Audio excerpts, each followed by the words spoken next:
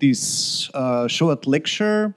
The last time I was here in 2017 lecturing in this very space, and we had an interview, and he asked me to give a short input lecture before we start discussing, and there is no footage to discuss upon, just to give you a little bit input about the things we will be talking about and what's going on in my compositorial mind during these last years. I will refer mainly to the composition A Song for Rachela, because the Radical Loops piece is something completely different. It's an arrangement, it's a transcription, and more also a collaborative process with a band. The Song for Rachela is a written-out, score-oriented composition, and which also belongs to a cycle of pieces I have been writing since 2016. And these pieces focus mainly on the issue of game structures and the issue of the philosophy of games and playing. When we say we play music, it's already the usage of a word we rarely reflect upon. What does it mean, play? What is the meaning of play? And this was the point when I started really to rethink my whole approach towards making music and playing music. So I started a kind of research into game theory, looking for the actual meaning of a game. But before we go into game theory, I would like to show you an excerpt from a piece of mine which is called The Travel Agency is on Fire. It's a very nice title for 2023. But it was created in the 70s by William S. Burroughs. And this is a posthumous writing of William S. Burroughs from the late 70s, when he started to cut up classical texts. Joyce, Kerouac, Artaud, and others. And we have a little bit of a feedback here on the microphone. Yeah, I should perhaps, it's closer. Yes, my God.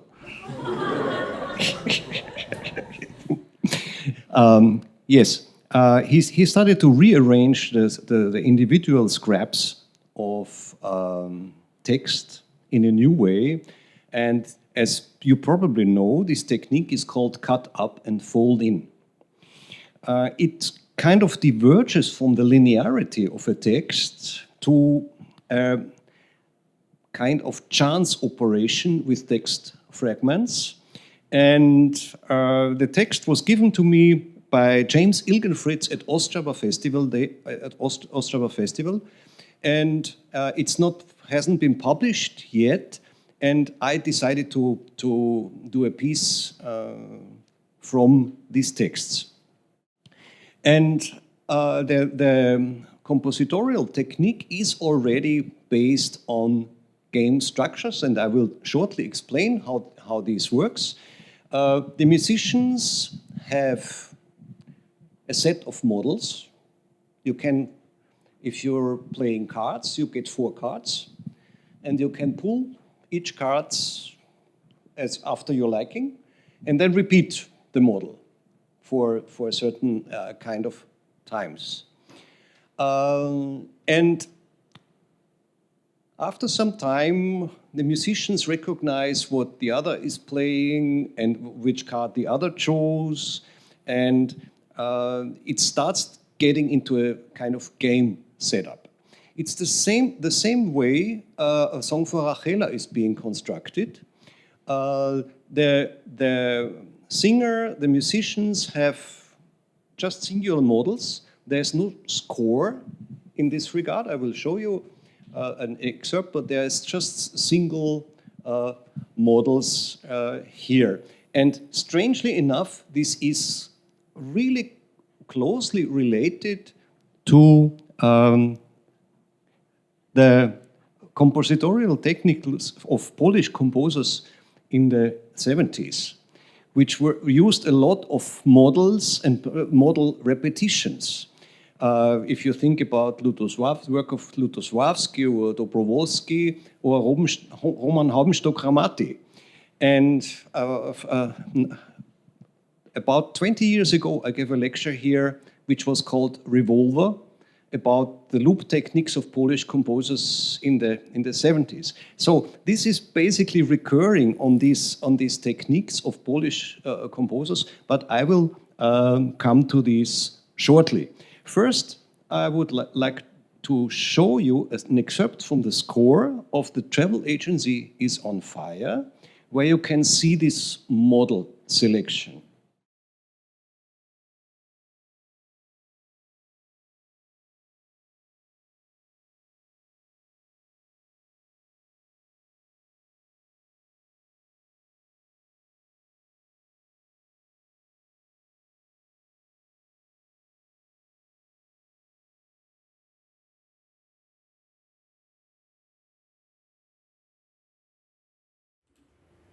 Yeah, here we are.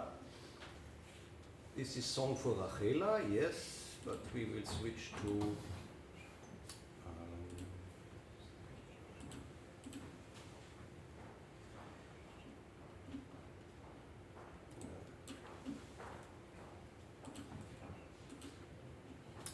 basically you can see it. I leave it at this. You can see it here. Thank you. We have, for example, in the viola, this is from the beginning of a Song for Rachela. They have 4 models to choose from. There is no vertical score as such, so it's rather notated like Renaissance pieces, where just the parts exist and there is not a complete score. And the player, this is Dimitri, in viola 1, can choose either from B, from C, from A, or from D, and repeats the model the assigned number of times.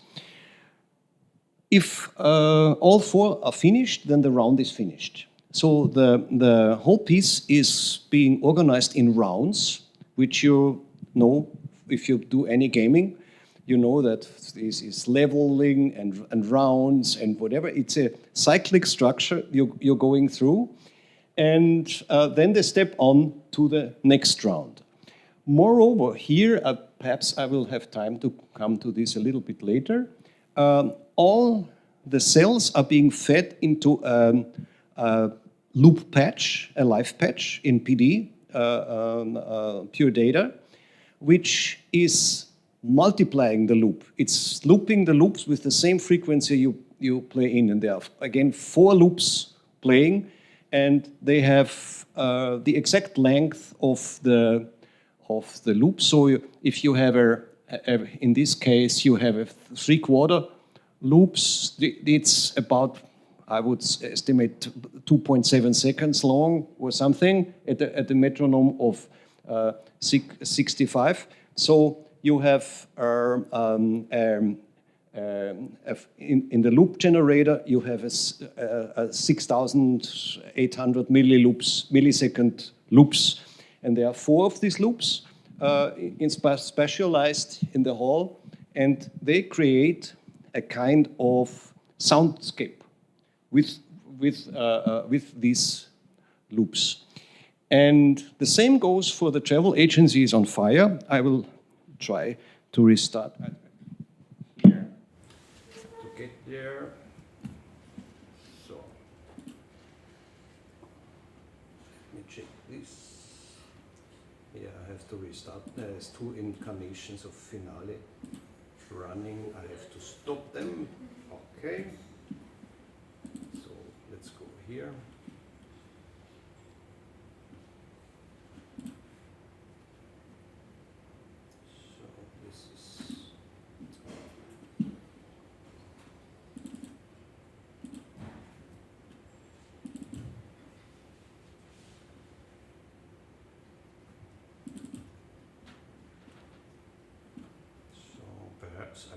this one, yeah.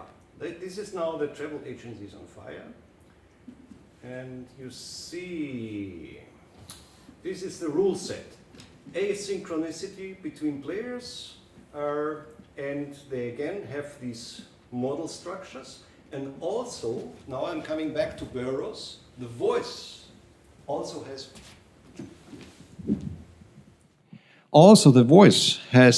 different models to choose from. So what we have here is a variable structure, an open structure, which will sound differently with each performance. So the version of Song for Rachela you heard in the concert will be different from the Viennese version and whatever. And so the text is being reassembled. The cut-up Burroughs text is again cut up. It's being recycled, so to say. It's being cut up. And now, for audio composers present here and composers present here, the thing starts to get interesting. Because one thing I forgot, a crucial point of gaming is swindling. So when I thought I would give freedom to the musicians, what I did is I created an incredible stress for them.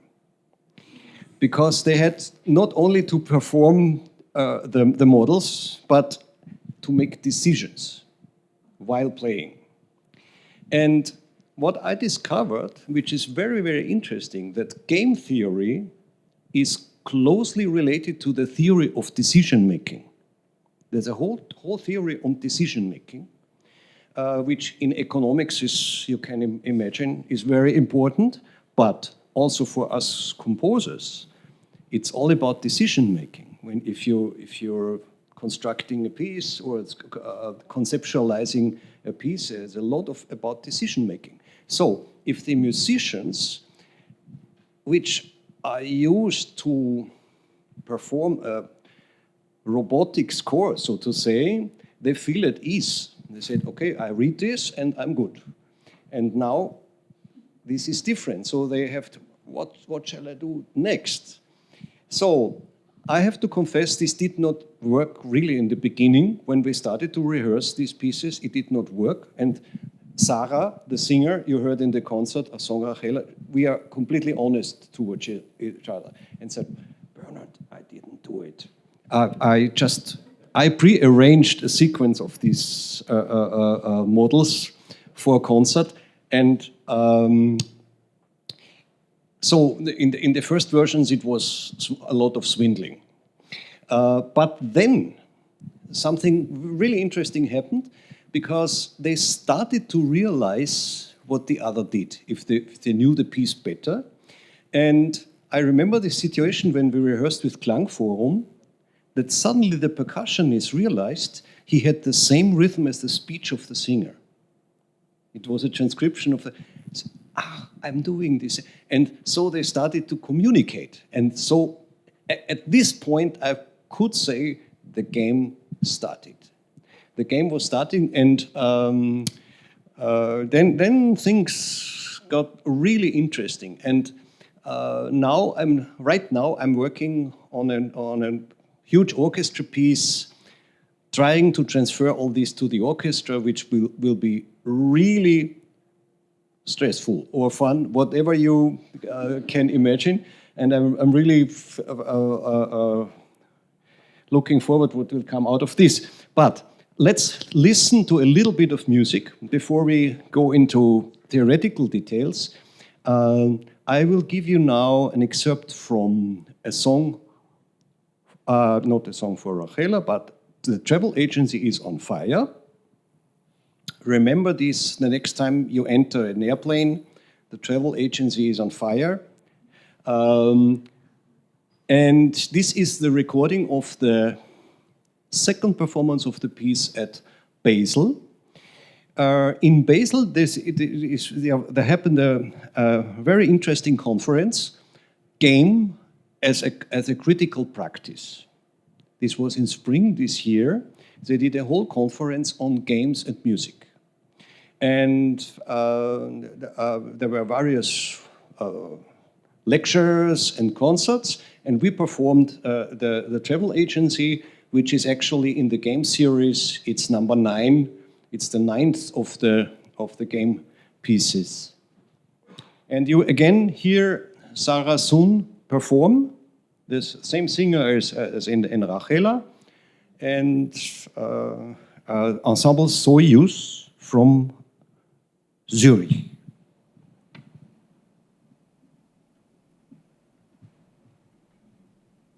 Come see me tonight in Three Drugs, that is me, Georgie, and some interesting boys in the Averett Milk Bar.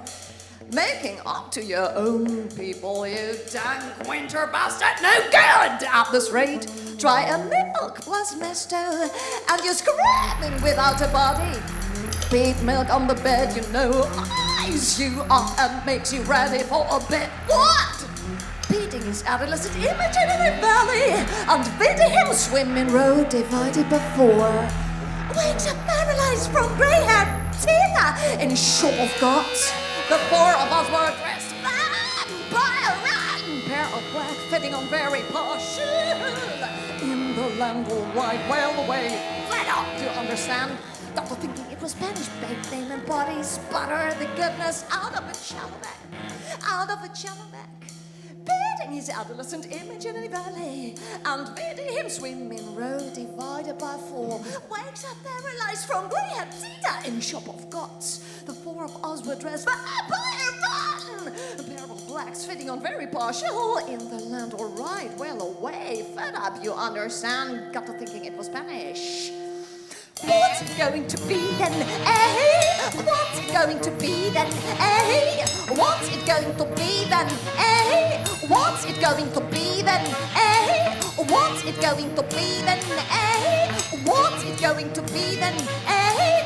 What's it going to be then, eh? What's it going to be then, eh? What's it going to be then, eh?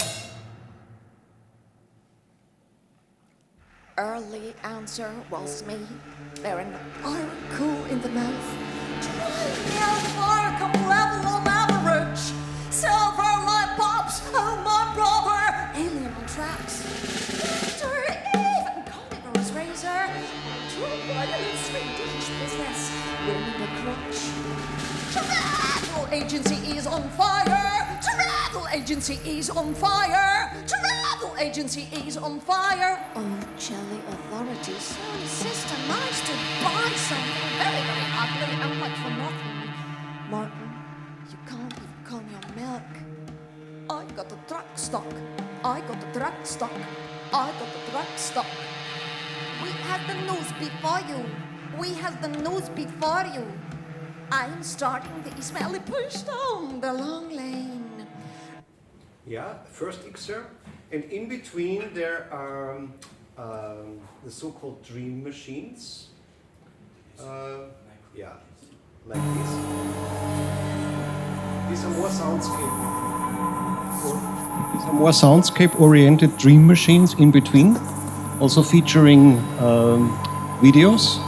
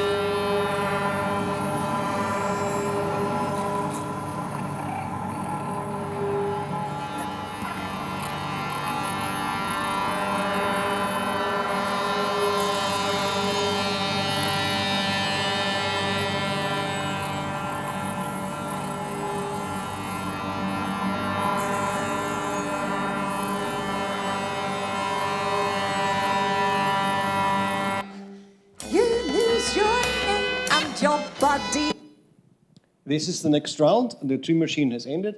And this is the next round. Also, the dream machines are based on game principles, and again, like in Rachela, multiplied by the loop generator and 4-channel projected over ambient sound projection, also using, in this case, ambisonic projection. Yes, this is a first short insight in these game pieces, and now I would like to come perhaps one short remark to these dream machines, which also occur in Rachela with Burroughs. The term dream machine was invented because he built kind of hypnosis machines to hypnotize, get self-hypnosis by these machines. And the reason was he was, as you probably know, he was heavy into drugs, and in the 70s into heroin. And he tried to create a substitute for drugs, to get intoxicated without using drugs. And the interesting thing is that also this whole loop process, which happens in a range of 100 milliseconds to 7,000 milliseconds, we know today from neurophysiology that these loops affect our center for hypnosis. Loops which are longer than these 7,000 seconds we perceive as formal structures. And if the sample is shorter, is shorter, is shorter, is shorter, is shorter, is shorter, is shorter, is shorter, is shorter, is short. You see, something happens with the sound. The semantics transform into sound, some sound effect, and you get kind of hooked up by these. And the dream machines are more or less digital simulations of these Burroughs dream machines, which consisted more or less in stroboscopic lights and staring into the stroboscopes. What we did during the techno era, when we went to a techno event and where there were all these strobes, and you just looked into the strobes. And here it's a virtual version. These dream machines are virtual versions of these hypnosis machines. But now back to game theory, which I found out is a super exciting issue.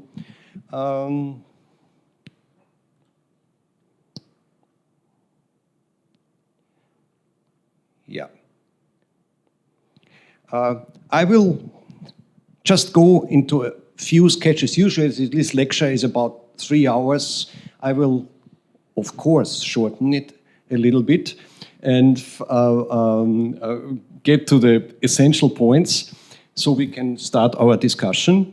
But game theory is more or less a very political thing, I found out. You would never believe.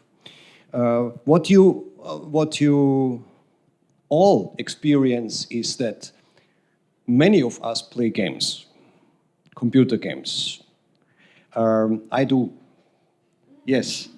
So it's something really common and it's a big industry, and it's very, very ambivalent in itself, because many games are really training tools for war. And the American Army, for example, trains with a computer game called Call of Duty. And so it's actually definitely war training. On the other hand, it's I would not call a standard RPG war training where you're solving riddles and fighting against dragons and whatever. That's something I would say different here. And moreover, it was discovered that playing games is really enhancing the working of your brain. It's with younger people, computer gaming we know that it's created new connections in the brain for faster processing pictures and images and sequences. So now, which concerns myself more, it's being used in old age homes for elderly people to enhance brain faculties by challenging the brain and the reactions of elderly people. So I'm allowed to do that. So in game theory, in my research, there are basically 3-4 main approaches. Game theory in the present sense was founded by Neumann and Morgenstern in the 20s, 30s, who wrote an epochal book, Theory of Games and Economic Behavior, where they tried to find a simulation for the behavior of the market, decision-making on the market. Von Neumann was a mathematician, and he also, more or less, was the first to bring about the ideas of cellular automata. I could go into this later. This was very important for my composing for some time, cellular automata, but this was already in the 20s. He invented this idea of these mathematical ideas of using cellular automata as a kind of simulating life. And John Conway later expanded this idea in the so-called game of life simulation. I have videos of this here. I could show you this a little bit later or not. And the Neumann-Morgenstern book now is the rule setter for the appreciation of game theory. I brought you a short video tutorial for as an introduction into economical game theory. But the truth is, it's not the only concept of game theory. There was, for example, Huizinga, Homo Ludens. He wrote a philosophical book on game theory where he opposes Homo faber to Homo Ludens, which means the working man, who's involved in everyday's work, and the man who plays. And he also goes into the etymology of the word game and playing. And it's incredible because you see there's so many meanings for the simple word game. I have here a list in English, I think, if I find it quickly. Yes. In English, it's play, act, gamble, perform, toy, play around, simulate, enact, show, play about, make a scene, doodle, be on, make a song and dance. You see, it's absolutely exploding. The meanings are exploding here. And Huizinga, in his book, which is really readable,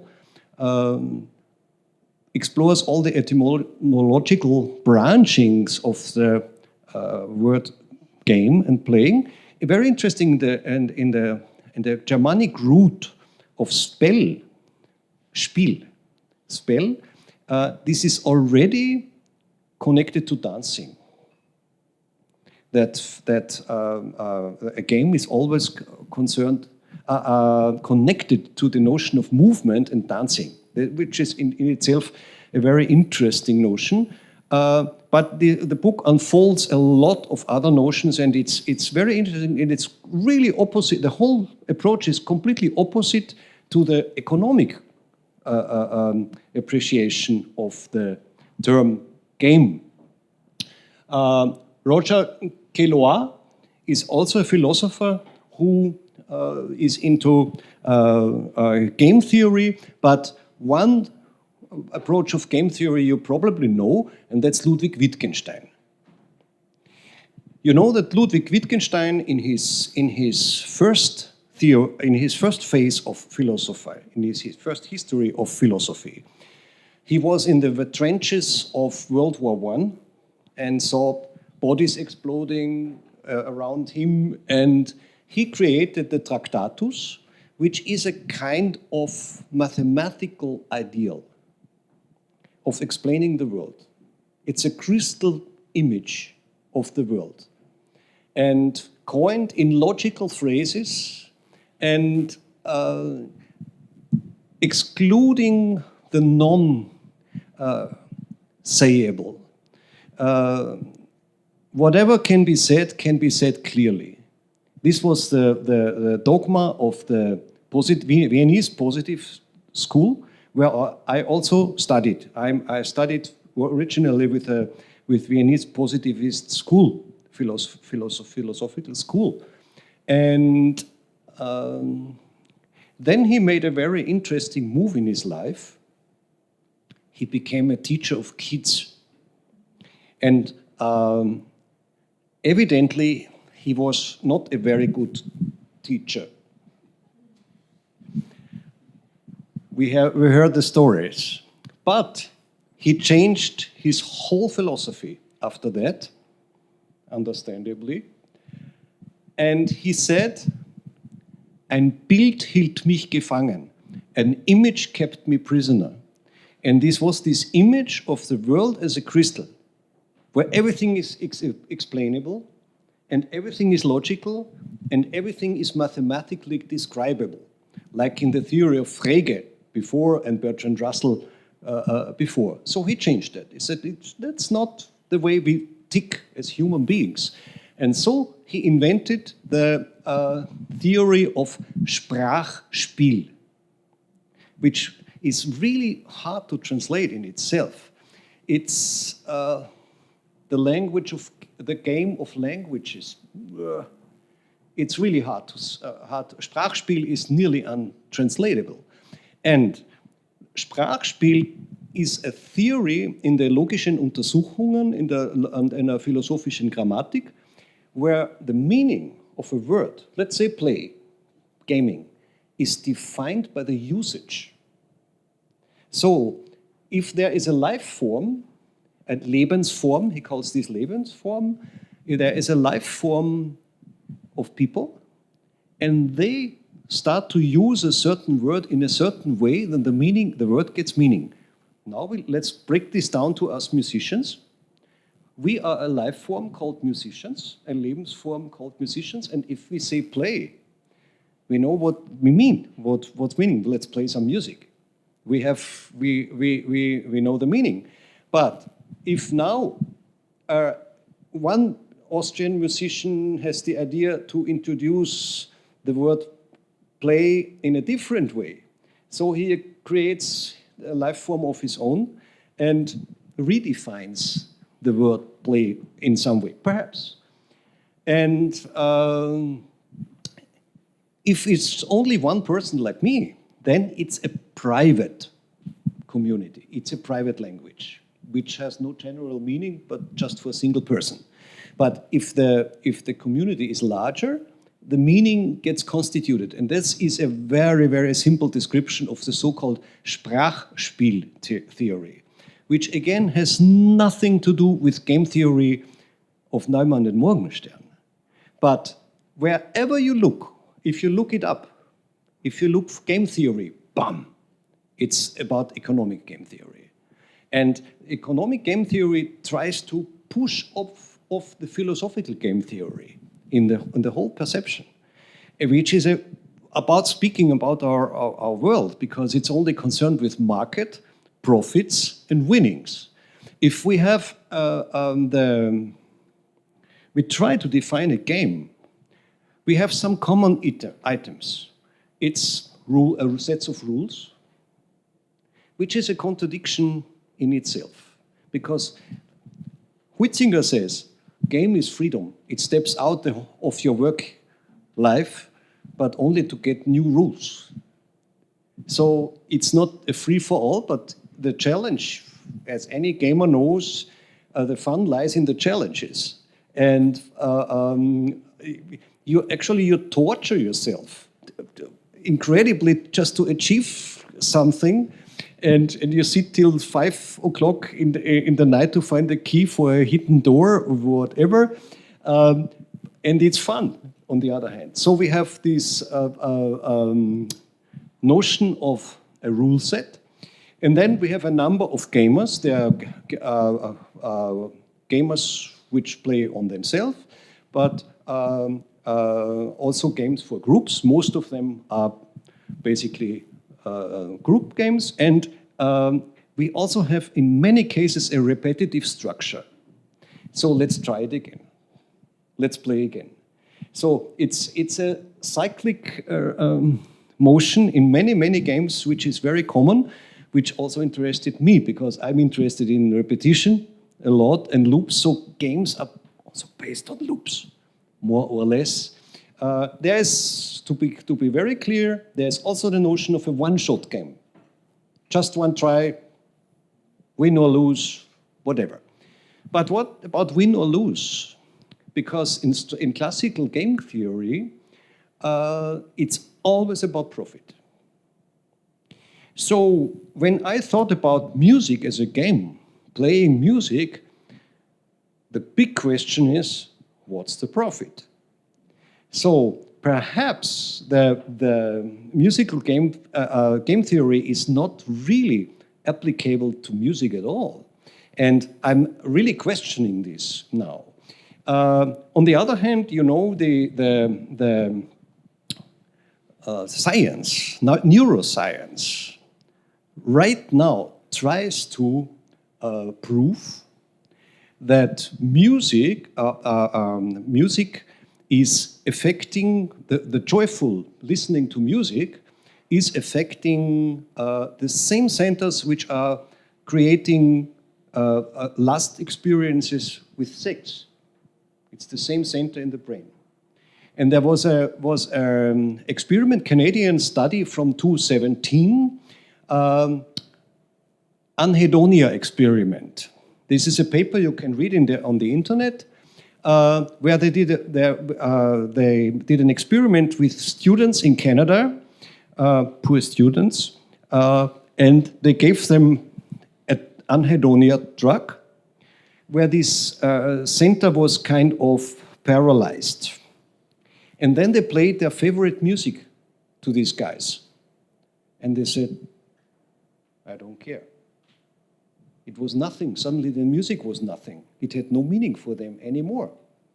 And music they loved their whole life suddenly became irrelevant for them. It's noise. It's not music for me. But this is an experiment. This is a theory, a hypothesis, which is pretty new in scientific terms, but not completely uninteresting to think about. Yes, perhaps for you in for some shock experience? Yes, we're all in for some shock experience.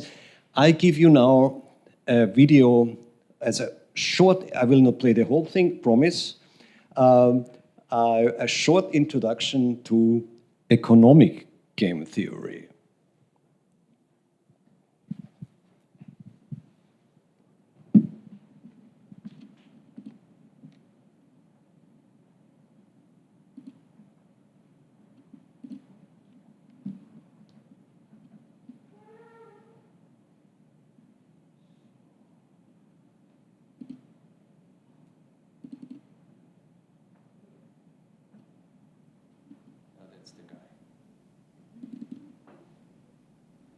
Hey everyone, I'm Mr. Willis, and you will love economics.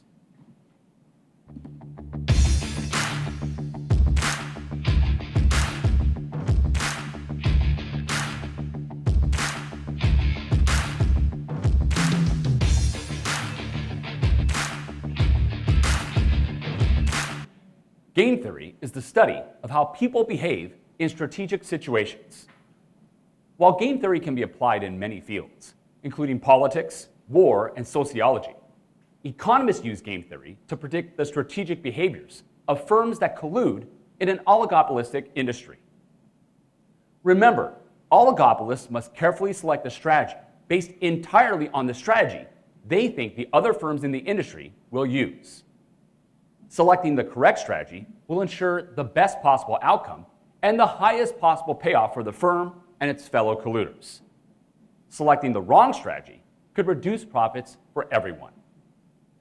In essence, colluding oligopolists are playing a game where the profits of each firm in the market depends on the choices of every firm involved.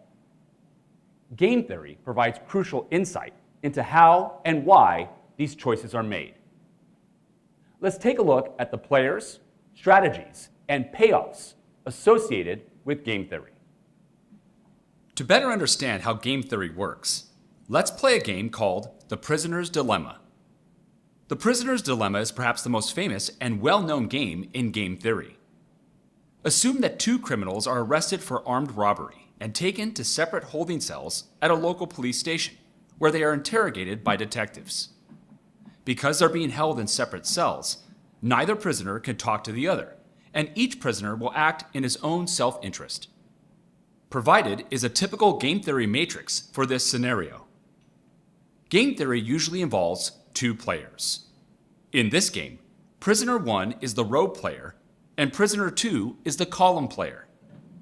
In every game theory scenario, each player has two possible strategies to choose from.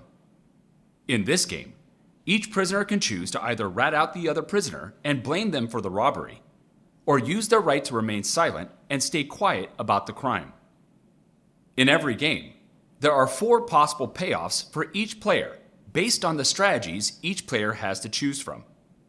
As the row player, prisoner 1's payoffs are listed first, and as the column player, prisoner 2's payoffs are listed second. In this game, if both prisoners rat each other out, they both go to jail for 5 years. If prisoner 1 stays quiet and prisoner 2 rats him out, prisoner 1 goes to jail for 10 years, and prisoner 2 goes free. If prisoner 2 stays quiet and prisoner 1 rats him out, prisoner 2 goes to jail for 10 years, and prisoner 1 goes free. And if both prisoners stay quiet, they both go to jail for 6 months. For both players, the most desired payoff is to go free and avoid jail at all costs. However, the only way to achieve this payoff is to rat out the other prisoner and blame them for the crime. Without knowing the other player's potential payoffs, each player is only aware of their own. Prisoner 1 knows that staying quiet about the crime guarantees that he goes away to jail for either 10 years or 6 months. The only strategy that allows him the possibility of walking away and avoiding jail time is to rat out his accomplice. Because he has the same 2 strategies and faces the exact same payoffs, prisoner 2 has the same thought process as prisoner 1. So, considering that both prisoners are unaware of each other's payoffs and they are unable to collude, what will be the outcome of this game? Easy. Each player will choose the strategy that is capable of giving them the most desired payoff. Both prisoners will rat out the other, and both prisoners will receive 5 years in jail. Realizing that they can go free and escape jail if they implicate their accomplice, both prisoners will blame each other for the crime. By doing so, they will both implicate each other, giving the police the evidence they need to put them in jail for 5 years. The prisoner's dilemma game scenario can be applied to oligopolistic firms who strategize to set market price and output. For example, suppose that firm X and firm Y are non-colluding firms in an oligopolistic market. Okay, so far so good. And now there comes the dollar game. But it's also, for me, it's very, very interesting thinking about subtexts. Something which is not included here. It's the violent dimension, always in these examples. The funny thing is that game theory has very often violent examples. For example, I studied lectures from the university about game theory, and this guy was giving examples of the American bombing the Japanese and the Japanese bombing the Americans in Second development, what was the most profitable course of action. So it's violence and capitalistic strategy seems to be deeply connected here. But basically, it's the same thing if I have my 4 models to choose from, and the other player has another 4 models to choose from. And what you see here is that it really, again, moves into a mathematical background, in calculations and mathematical calculations. And something which is not evident, for example, in the song for Rachela, that there's a lot of mathematics finally behind it. Because, for example, you have to think about all possible strategies which are possible with these 4 models. Vertically, harmonically, counterpoint. You're responsible for all of them. You must not create a situation where this sounds absolutely shitty. I forgot the microphone. I see. But I used coarse language, so it's better than not to record it. So you have also the length of the models. If the one player repeats 4 times, 3 times a model, and they should come out all at the same time at the end of the round. And so this needs a lot of calculation. For example, if I have 4 models, how many possibilities do I have to arrange them? 4 models, A, B, C, D. How many possibilities are there to arrange them? A, C, B, D, A, B, C, A, C, B, D, and so on.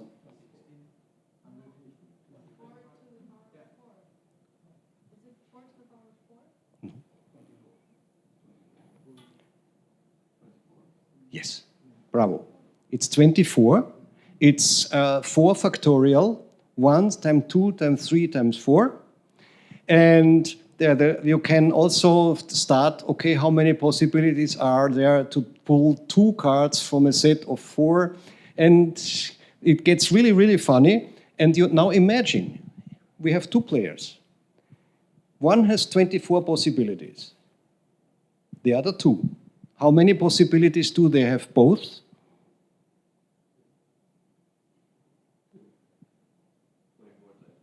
Yes, 24 times 24.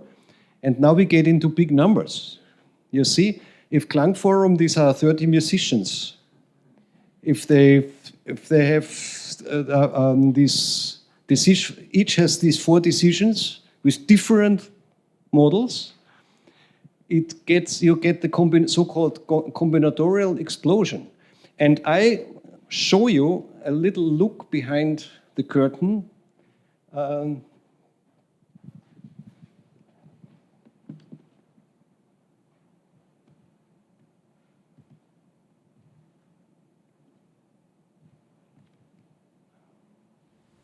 Show you the construction chart of Song for Rachela.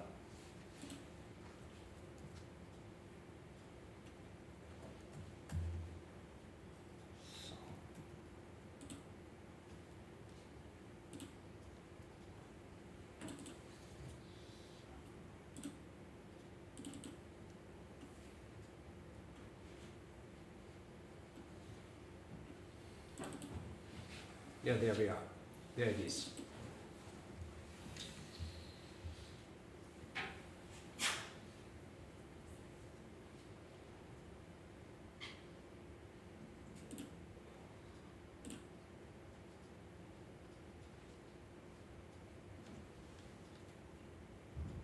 So, this is the general structure of the 7 sections. You see the time and the titles, and each section is divided in chapters, because these were the chapters. These were the chapters of the original Ringelblum archives texts, and it's structured following the individual text segments.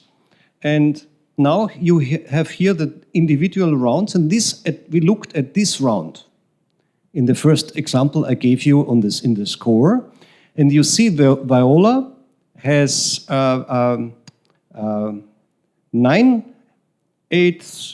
quarters, 2.5 quarters, 9.5 quarters, and 3 loops, 2 loops, 2 loops, 3 loops, and that's the calculation how long this lasts, and the sum for the first round of 86 seconds.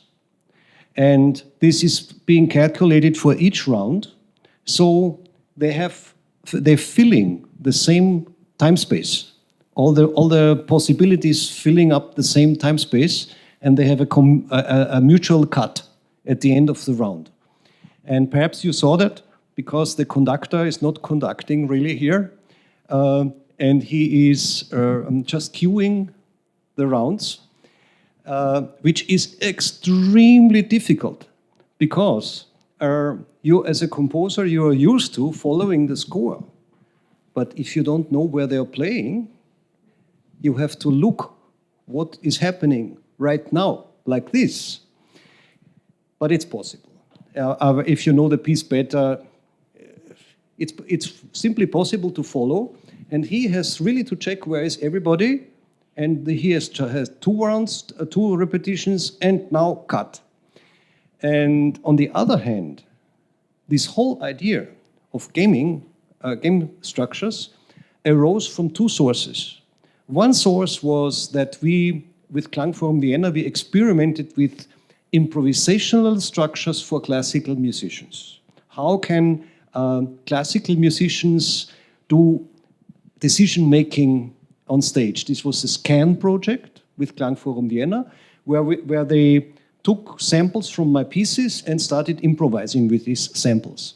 The other thing was, which is pretty interesting also politically, that since some years the issue of self-organization has come up. So I was addressed by many ensembles and said, Bernhard, we want a piece of yours, but no conductor. You can imagine why. Apart from the fact that conductors are not really coming really cheap, good conductors. And the other thing is possibly connected. I don't know if you know the book by Elias Canetti, Masse und Macht, Mass and Power, by Elias Canetti. And there is a wonderful part in this book, and it's called Der Dirigent, the conductor. Please read this. It's a very, very sharp text by Canetti. And so many of these ensembles said, asked for pieces which could be played without conducting. And as you saw in Song for Rachela, there were some songs in the piece where he conducted in the traditional way, but over large time frame, these were self-organized things where the musicians made the decisions on their own, and the whole game theory was a reaction on this demand to do non-conducted pieces and coming back to open forms. Perhaps before we go into the discussion, I hope you're not too impatient. No, it's good. Yeah. Before we go into the discussion, I would like just at least give you some glimpses on, for example, the issue of games in music. But the lecture was generally designed in 3 parts: general game theory, then games in music, and then games in my pieces. And you see here, I quote Josef Matthias Hauer with a 12-tone game and many others. And the important thing is, which is also connected to Poland, is Roman Haubenstock-Ramati. Roman Haubenstock-Ramati was a teacher in Vienna in the 80s, and he was a most influential person. He was the teacher of Bert Furrer. He was the teacher of Peter Ablinger. So, and he was a great person, an artist. Mostly known for his graphical notation, but also for his notion of mobile. And my father was an architect, and in the 70s, the architects designed mobiles. These were swinging sculptures with different parts, which were turning, free hanging and turning, all the parts turning around themselves. Perhaps I can show you, I have some images, I think. Yes, that's a mobile. Pretty ugly one, I would say, but you see the principle here. And each of these cells and parts of the mobile turn independently around itself. And that's how Roman Haubenstock-Ramati constructed the pieces. There were cells played independently from each other. And I strongly remember a piece for 26 pianos in the Opera of Graz, where each piano player played his cells independently. And these were really abstract, dodecaphonic cells. And the whole thing was a symphony, piano symphony of sorts. And I was lucky to meet Roman Haubenstock-Ramati a couple of times in Vienna. This was super nice way of teaching because he always taught not at the university but in the cafe house. There was the Café Brückel in Vienna, and which is in itself a very nice, recommendable spot in Vienna. And he was having his lessons there. And this was not this academic schoolboy thing, but it was a really generous talk about philosophy, art, visual arts, and Bert Furrer very often told about this lesson, and he was most influential person. And I wrote also one piece, Morendo, for Haubenstock-Ramati as an homage after he died. Eva Furrer from Klangforum gave me a tape of one of his electronic pieces, and I just used a WAV to MIDI converter, and I transcribed the tape into a bass flute piece and added it to the original, and this was my homage to Roman Haubenstock-Ramati. Yes, now we're already going into details. I hope this was just a glimpse about what game theory means for this composition. You heard in 2 days ago, perhaps heard it 2 days ago, a song for Rachela. It's everybody who's involved in this will see that I only scratched the surface here. I omitted most of the details, but whatever. I think I hopefully think that it was, for a start, was enough. Yes? Okay. And so we go into our discussion. And for this, we will turn on some lights here. Yes, more. Yes, dziękuję. So, I'm free for you. Many thanks for your lecture. Dzień dobry. Once again, I have the pleasure to hold a meeting with Bernhard Lang, and I must say I'm always astonished at the variety of sources from which his composition originates, that such a variety of material can be transformed into composition and lead to very different results. We had some hints about it, but it's of course only a fragment. To this discussion of game theory, I would like to, before I ask you to, ask questions, one from me about Song of Rahela.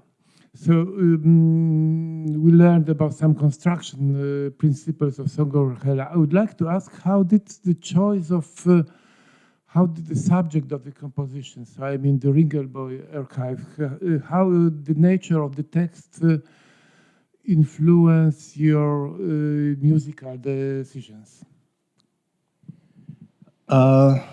This is a big question. And in this case, with this text, it's even bigger. I have actually studied the history of war in Poland and in Warsaw for many years. And my grandfather was a soldier of the Austrian army, and so I became interested in war history very early.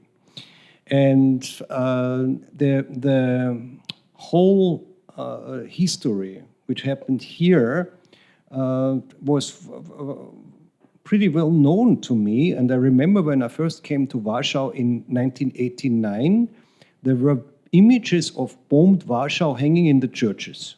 There were no holy images hanging, but there were images of bombed Warsaw in all the churches. And it was just a heap of rubble. And the Germans used Warsaw for the first time for carpet bombing with the Junkers U-88 bombers to blank out the whole city, a mass murder bombing, so to say. In my first opera in 2002, The Theatre of Repetitions, the third act is about the Auschwitz trials. So this has become an issue in my thinking, in my work for many, many years. And when I was addressed by Peter Paul Keinrad of Klangforum Vienna to write a piece based on the Ringelblum archives, I was able to say yes, because this was something which really touched me and was of interest, crucial interest to me.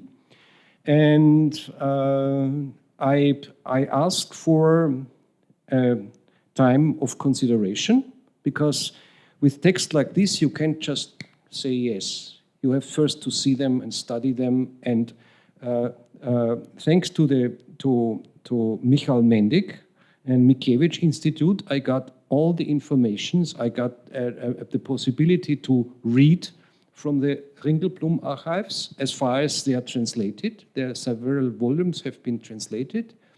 And since I can't read it in Polish, and I read all volumes which have been translated.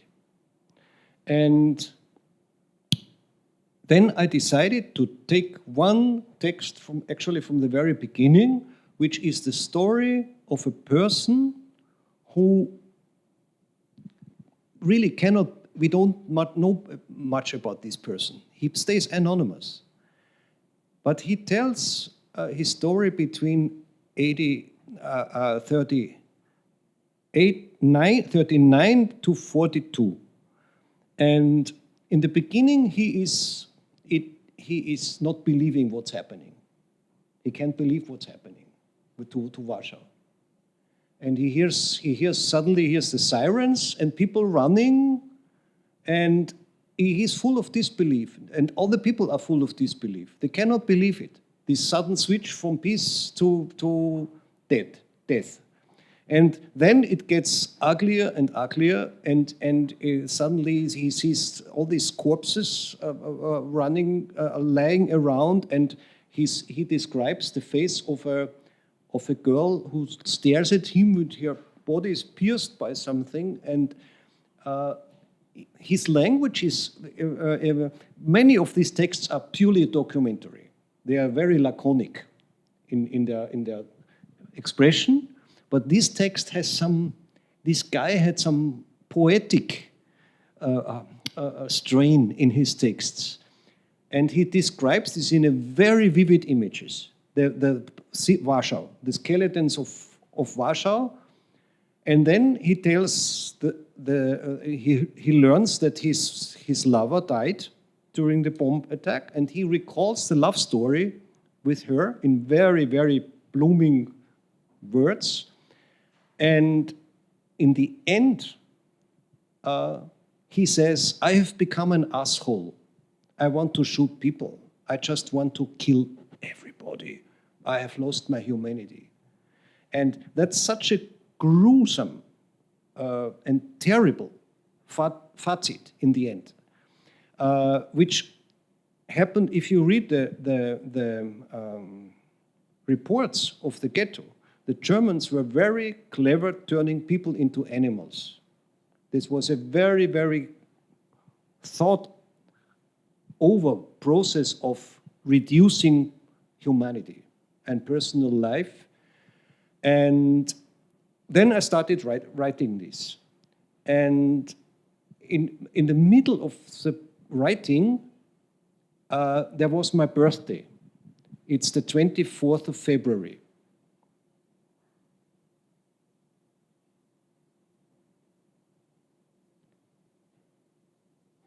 So I could not write anymore.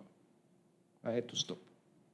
And which did not happen very often in my life, that I could not write anymore. And it took me some months to recover and say, I have to finish this. I promised I have to finish this, and I finished the piece then. But it was not easy, actually. Okay, thanks. So, please ask questions. So there are many things to talk about.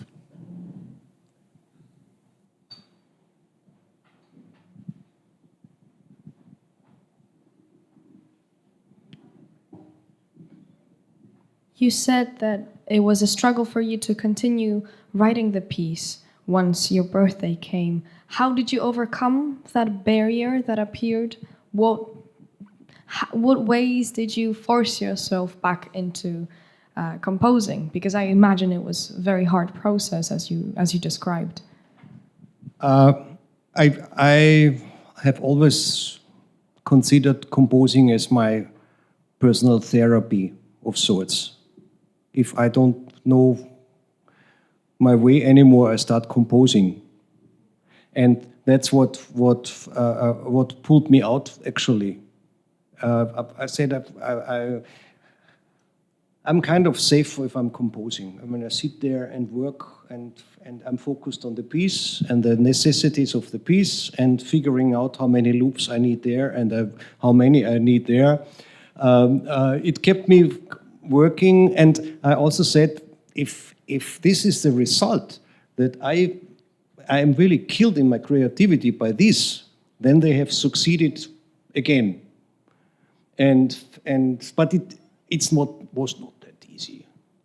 It was not that easy. I came back and said it's completely senseless. Everything's completely senseless because it's all coming back. All this shit is coming back. And what's the sense in doing a piece like that? And then I convinced myself to do the good thing and get back to discipline and work and save a session with a therapist and keep on composing. Yeah, it's a leaky answer, I know, but. No, I and it understand. was not from one day to the other, but slowly getting back into discipline again. And I was standing on the 24th of February, I was standing in Zurich in front of the hotel with Dimitri Polisoidis, who played the viola in the Rachela piece. And I got the phone call from Austria. Yeah? And I think this was the worst birthday ever. Yeah. So No more questions? Well, okay. Yeah, I was just going to ask a further question about the phone call that you Very good. received. What were you told during that phone call? What did that regard? Yeah, it was just a message about Ukraine.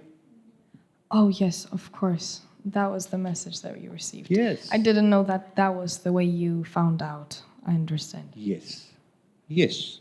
And in the beginning in the Ringelblum archives, the guy says, nobody believed that the Germans would start a war. Nobody believed that the Germans would start a war. And it was so similar with this incredibility of the situation in the 21st century. Absurdity, if even. Absurdly. And for me, it's also, since I coming from the city of psychoanalysis, it's always connected with regression. So if the problems, the global problems get too big, people regress and said, let's go back to my youth, or they regress to some imaginary 20th century or whatever. That's a sick process, actually, regression. It's sick. And what do you think your piece, in the context in which we find ourselves now, how does your piece resonate with the people, and what was your aim? What did you want the piece to communicate, or what emotions did you want to evoke? What was your goal writing this piece in the current context? I think I told you too much about game theory. Perhaps, yeah, I understand, okay. The process, if you're an old composer like me, you learn that there is no linear process about your goal, what people should perceive, and how they should read your piece, and what is happening with yourself while you do that, what kind of intentionality is behind this. I quoted one very egotistical intentionality right now when I say, this was kind of therapy for me, okay. A therapy session might not be interesting for others, you see. So it's really complex. Sorry to interrupt you, sorry. And the goal and the profit and the strategy, this would be really game theory thinking in an economic context. But fortunately, in artistic life, there is no linearity, and there is no.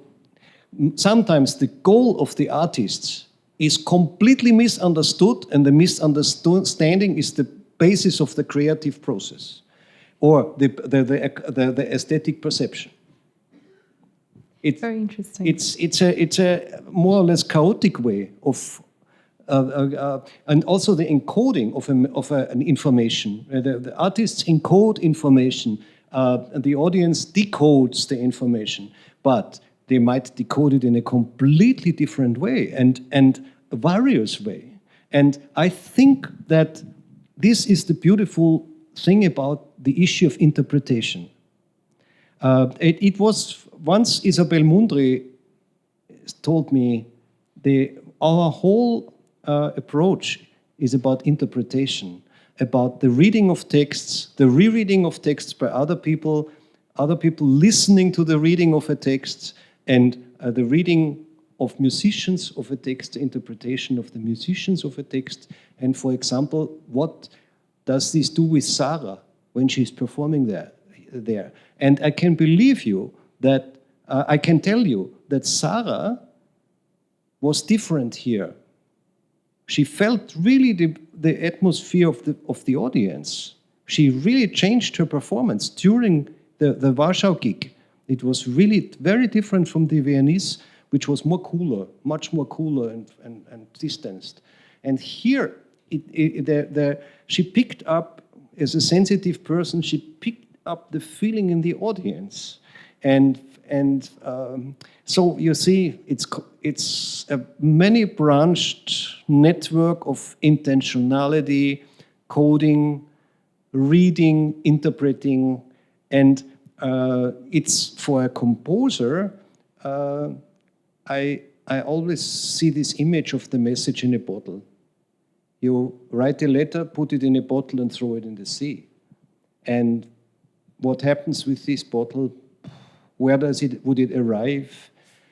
I've become very skeptical about doing prognosis of that. Safe, I would use game theory to check it out. What's the best place in the market to place the piece? And there's people who doing that, actually. And if you talk to big music managers today, they are ticking just like that. And programming of festivals, everything is actually, there's an economic component in there. And as an artist, you don't do that. You're just do the thing you must do. There's a kind of, with this piece, there was a kind of necessity to do it then in the end. And what happened, the whole issue of reception of these texts is enigmatic, manifold. It's a kind of mystic process, I think. It's something you can't really talk about. You can, if you feel, if you're on stage and you feel an audience, what is this? I couldn't say, but it's a very clear message. If they don't like you, you feel this in your guts, without a word. And the same goes for musicians. Musicians perceive what's happening in the audience, and it can change during a performance. If you have a 2-hour opera, you're riding the waves of attention and coming back, and hopefully in the end it surges. But again, no answer to a question. It's just the discourse opening up. But I think what you called egotistical, which was the therapeutical aspect of your composing, is actually the key for making the piece authentic, making the piece, it is true to you, so it has more possibility of becoming true for the audience. That's how I perceive it. I believe this. Yes, I believe this. I believe this. If you're authentic and you're not simulating yourself, it's convincing. So it's not egotistical after all. Perhaps. You saved me, yeah. I once had a student from Tuzla, Belma Bezlic. And her father died and he gave her some money to study in Graz, composition. And she was my composition student. And she was blonde and had blue eyes, even if she was coming from Tuzla. And she had perfect pitch, and she was incredibly gifted person. And she wrote a mixture of new music and Tuzla folk music. With a woman chants from Tuzla, fascinating stuff. I love this stuff. And one day, she came with a piece.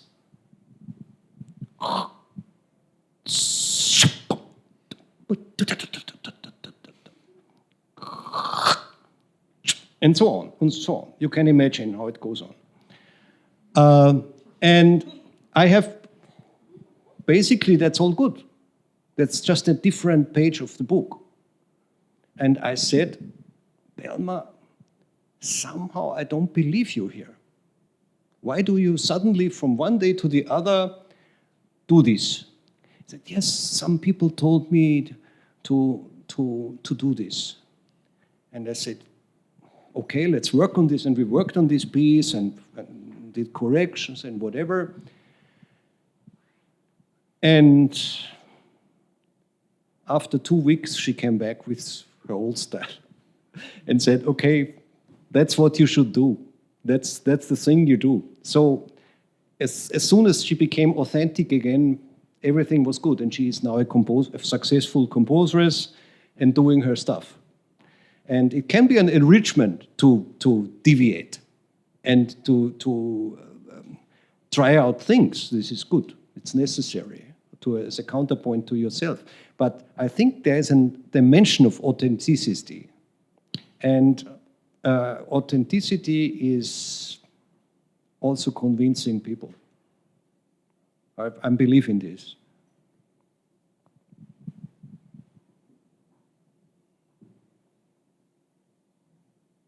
So, no more questions? Yeah, I will join happily if I can. That was wonderful. It was like a story of Nadia Boulanger and Astor Piazzolla. That the story of your student, that she told him, just do what you do, write the tango. Actually, I want to ask you about something technical, because as a Silesian, to talk about war or about feelings, with one great-grandfather from Kriegsmarine and the second one from Polish partisans, it's really complicated. But I was really gladly listening to your piece, to the songs for Rahela. And I wanted to ask you about your strategies in form creating, because it was quite a long piece, and I was kept, maybe not entertained, but focused for all the time. So maybe can you tell a few words about how do you think about form and that formal aspects of the composition? I'm a person who gets bored very easily. And I did a lot of music theater. And in music theater, you get an education in dramaturgy. All of you have experienced this situation. You listen to a piece, and it's suddenly coming to some point, and say, that's the end. And then it continues. And you say, oh, if he would have stopped here, it would have been perfect. And then it goes on for another 5 minutes, and you say, sorry, this was too long. And it's the precision of the feeling. It's the precision of the dramaturgic ticking in your brain. And we all have that. It's like, you know, if you watch visual artists, and I worked with Jonathan Miese, for example, in his atelier, and there's a canvas, big canvas, and suddenly he jumps up and rubs, in the leftmost corner, rubs something out. And he knows this. This is a certainty. And so the same certainty you have about time. You have a time feeling and the dramaturgic feeling. And a music theater is a kind of education, how to do things and how to make things carry. And I have to confess that I'm also very active with the rubber. So I had the situation I had a music theater which was called The Old Man from the Mountain, about Islamic suicide bombers. And it should have been 2 hours, yeah? And I was writing and writing and writing and writing. It's finished. But it's not 2 hours. And then I kept on and wrote the rest. And each day I could not sleep anymore. So the piece is finished. And I discarded 40 minutes. And it was right, because this was the end of the piece, and it was the end of the piece. If you heard it live, you said, okay, that's it. Thank you. And I think this is, even if you have to discard stuff then, and cut like movie makers. Movie makers are much more courageous with this, just cutting out stuff and discarding stuff. And if you start composing, you usually in love with each bar. You say, and it was so good just to cut it and throw it away, because my dramaturgical feeling said me too long. And I think you can educate yourself by a critical view on time structures and experiences. And like Alban Berg said, movies are very, very good in teaching you this. In cinematic processes, also theater pieces or operas. They've good, if you look at Puccini, he is perfect in dramaturgy. It's bam. It works like a clockwork in dramaturgy. And teaching yourself this feeling of dramaturgy, it's a real gut feeling. It's more or less a gut feeling. Then you get better at this. Yeah, I definitely understand the way how to learn it, but I was looking on your calculations about possibilities. How many possibilities do we have if we have 4 musicians playing together? So I was thinking maybe there is something like... He got me. He really got me. He looked at the chart. Yeah, I tell you the truth. But with Song for Rachela, there was a structural plan with proportions and whatever. And while I was writing, I thought, I discarded that. I made things longer and made things shorter because I felt this has to be longer. And on the other side, I had, and if you look at this chart Großform, the main structure, it's irregular. It's because this came by writing. I said this is too long, and then I adjusted, and I skipped the whole of my whole rules, so to say. And it's always this game of jumping out of a system, jumping out of your own rules. And you could say I'm playing, but I'm cheating. But this was conscious cheating, more or less, due to this dramaturgic feeling or experience, where I said, okay, even if the whole structure demands this now to have 7 minutes long, and it's only 5:40, I keep it at 5:40. I made the decision for my feeling and not for the structure. And then, as you realized, I had to recalculate everything so it would fit to what I did. And yeah, this is a little bit of Sudoku playing, more or less. Yeah. Like backward science or backward... Yes. Backward engineering. Backward engineering. Yeah. Okay. Yeah, thanks. I have much more questions, but maybe later. Maybe there's someone else. Sir, it's such a pleasure to meet you. The Songs for Rachela, it's unbelievable composition. It's you lift it up from the ground. It was hanging all the time. You smell the history there, which is coming from the space back, and it was like touching everybody, very quiet, very powerful. So I thank you for this and stay inside me forever. Yesterday, Polish folk music, you show it so beautiful, so clean. So I was on the way back to my home. It was staying in my head. I went to the bed in my head. I waking this morning with this clear Polish sound. So thank you for this. It's so nice to meet you. Yeah, I'm not responsible for yesterday. This was done by this ensemble, and when I worked with them, I said, okay, they have to do what they do. I will not write a complicated piece for them because they can't read music. They do it all by ear, and we had the energy of these. They brought over. I just didn't want to lose that. And I just left them at it, and it's some kind of positive image to the Rachela piece because it's simply joy and joy of life or whatever. And these guys are incredible, basically. And I really loved to work with them. It was really a collaboration. It was not actually a composition of mine, but more a collaboration with a group of people. And also a research, because Michael Mendig encouraged me to go into the roots of the mazurka. Yeah.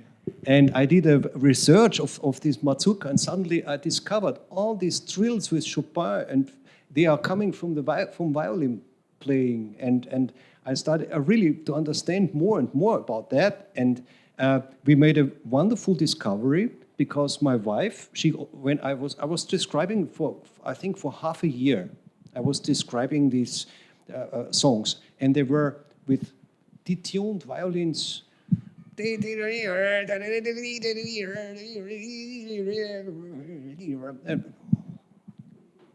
What's this?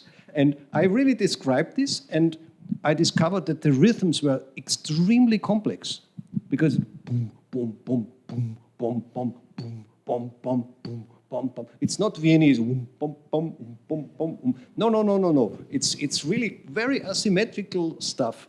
The drummer did it. And the drummer, yeah. And my wife came in and said, "What are you doing about this Irish music?" And I said, "This is not Irish. This is Polish." And she said, "Oh, but it sounds so Irish." So now there comes the phone call from Ireland, and we are being invited to Ireland with this piece. And so I started musicological research, and it turned out, surprise, surprise, that the Polish exiles on their way to America stayed in Ireland and brought the polka to Ireland. So what we know as Irish music is being influenced by Polish music, actually also klezmer music and related music.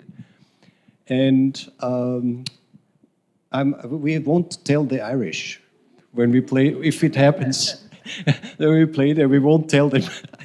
They might send us back then, because they're also proud of their heritage and everything. But it was a fascinating and interesting thing. Yeah. But thank you for your feedback. It's an honor to hear this. Yes, thank you. So, anyone wants to go to lunch? The same we have in Sweden, actually. Really? In Sweden, they have dance called Polska. And now they're making a huge research about That's interesting. Yeah. I could hear her perfectly.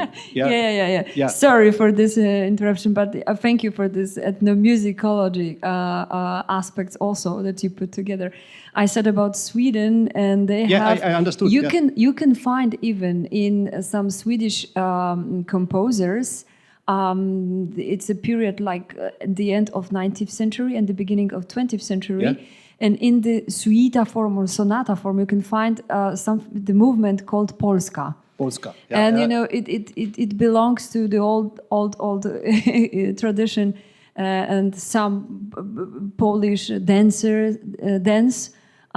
music, and historically they looking for the background right now. So it's funny. That's really fascinating. Yeah. Yes, it's it turns the view completely around. Thanks to immigrants, actually. Yeah. So. So, thanks for your attention. If there are no more questions, let's have lunch, I would suggest.